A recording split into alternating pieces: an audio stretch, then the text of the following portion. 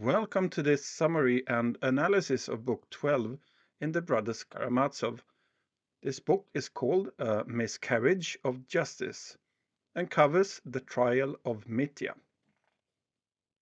The courtroom is electrified with tension as the eyes of the nation are locked upon Dmitri, the accused. He strides into the courtroom in a tailored frock coat, yet behind the composed facade lies a man facing the weight of a guilty verdict. He boldly proclaims his wrongdoings, but adamantly denies any involvement in the death of the old man. The jury sits on the right-hand side of the judge, and Mitya and his defender sits on the left side. A clash of wills arises as the renowned lawyer Fitikovich deploys his tactics to dissect the testimonies of each witness, exposing the inconsistencies in their stories. The courtroom is a battleground, as every answer becomes a weapon used to tear apart the prosecution's case. Rakitin, Grigory, Captain Snegiryov, the innkeeper from Mokrow, and many other relevant characters are called to the stand to provide the testimonies, as each word spoken carries the power to both save and damn Dmitri's soul. And as we will see, this is not only about parricide, this is about the fate of Russia. When three medical professionals take the stand, the tension in the room intensifies. The experts offer clashing and contradictory diagnoses, leaving the jury in a state of confusion and uncertainty. Dr. Herzenstube stands out amongst the rest, his words delving deep into Dmitri's childhood and earning the sympathy of the audience. Alyosha is then called, and he speaks of an incident prior to the homicide, revealing that Dmitri had money on him and had not stolen Fyodor's 3,000 rubles. This detail strikes a chord with those present, an understanding of the truth that exonerates him of the crime. Katerina moves to the stand next, and her voice trembles as she speaks of how Dmitri saved her father from financial ruin and kept their crucial relationship pure and free of harm. Despite her heartfelt testimony, Dmitri is filled with guilt for having subjected her to humiliation in public. Grushenka takes her turn, her passionate pleas for his innocence ringing out loud, though earning her no real merit. The courtroom was filled with tension as Ivan entered. Despite being sick, he had come to testify. Struggling to answer the questions coherently, he then revealed the 3,000 rubles Smerdyakov had given him, and it was clear that the servant was the murderer. In a fit of rage, Ivan declared he had a witness to all his statements, a devil who visited him in his dreams. Katerina then changed her statement, producing Dmitri's letter that implicated him as a possible murderer. She defended Ivan, her voice echoing in the courtroom, her words a wake of truth that only served to anger Grushenka. With one shout, Grushenka called Katerina a serpent, and chaos erupted. In the aftermath, the lawyers gave their closing remarks, the courtroom silent with anticipation. Kirillovich, the prosecutor, painstakingly pieces together the evidence to the chilling crime of a son murdering his father.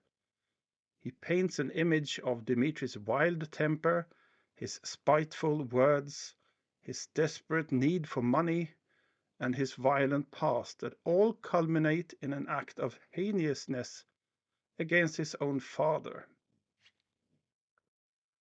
Ivan's suggestion of Smerdyakov's involvement is artfully refuted, as Kirillovich describes the lack of motive, the lack of opportunity given the night of the murder, and the lack of control that Dmitri had over his own emotions.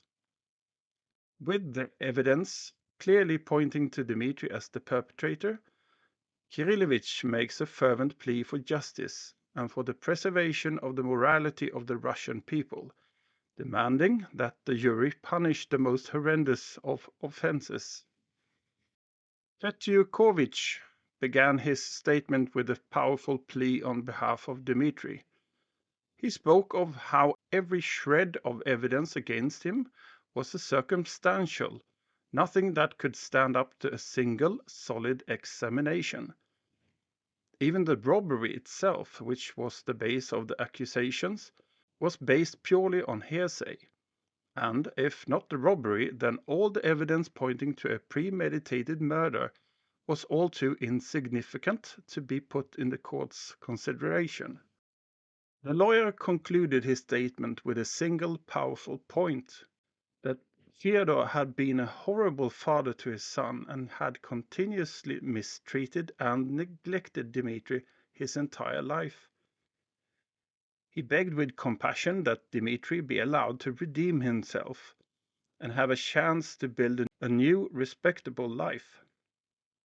He reminded the jury that the purpose of Russian justice is not to punish, but to give someone an opportunity to be saved and to be reborn. The audience was emotionally stirred. The solemn atmosphere was broken with a wave of applause for the lawyer's impassioned plea. The jury deliberated. Everyone thought the verdict must be in favor of Dmitri. When it came, however, it was the opposite.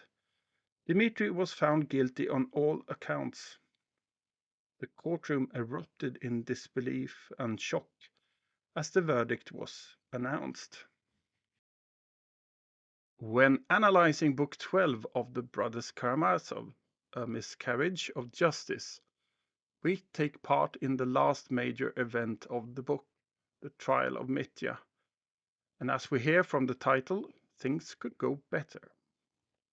This trial happens during a long day, and it is almost as if time stands still and the characters don't evolve. They apparently need this day to understand what happened before the characters can evolve again in the short epilogue after this. In this section, we witness the trial of Dmitri for the murder of his father, Fyodor Karamazov. Through the trial, the book raises fundamental questions about the nature of justice, morality, and human responsibility. Meanwhile, it is as Robin Feuer Miller says, that the trial against the main protagonist has already been going on for a long time in the book. What remains here in this book, 12, is a strange spectacle of theater called a trial. This is entertainment and an extended and satirical scandal where even tickets are sold. And of course, the jury and prosecutor are to the right of the judge, while Mitya and the defender is to the left. The guilty were sent to the left side of Jesus, but here there is a big difference. Mitya is innocent. One of the most notable aspects of the trial is the way in which it calls into question the reliability of human judgment. Throughout the book, we see characters grappling with difficult moral dilemmas and ethical questions. Ivan, for example, questions the very foundations of moral and ethical principles, while Alyosha struggles with the limitations of religious institutions as sources of moral authority. The trial puts these questions to the test, as the court system is shown to be fallible and corruptible. We also see the folly in mankind and how the highly rational Rakitin eventually is lost in his own thinking.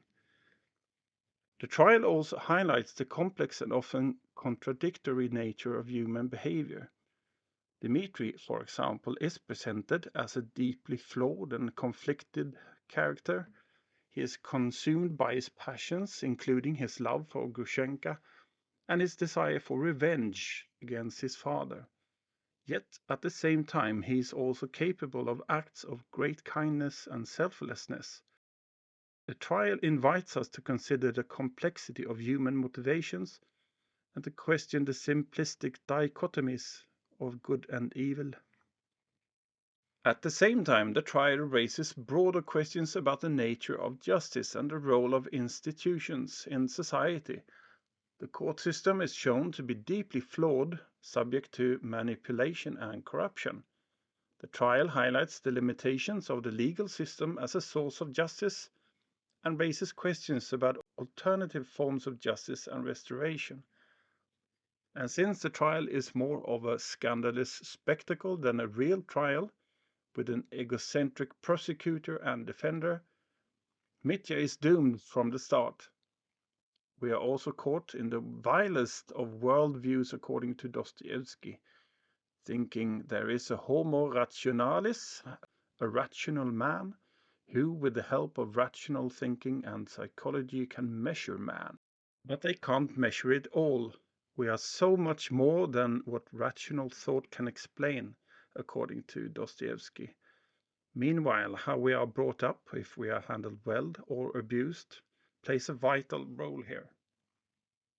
Finally, the trial raises questions about the nature of personal responsibility and agency. Dmitri is accused of murdering his father, but the book invites us to consider the complex web of factors that contribute to his actions. Through the character of Smerdyakov, for example, we see how external circumstances such as poverty, abuse, and neglect can shape individual behavior.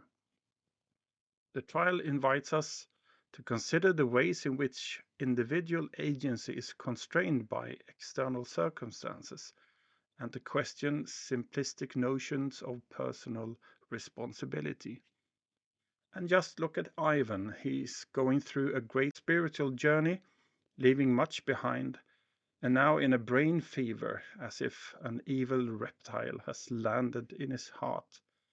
And the woman closest to him, Katerina Ivanovna, plays a vital role here, also since she is from a noble background.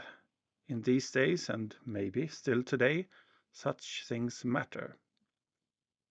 In all these ways, Book 12 of the Brothers Karamazov is a deeply insightful and thought-provoking work of literature. It raises fundamental questions about the nature of humanity, morality, and justice, and invites readers to engage with these questions in a nuanced and complex way.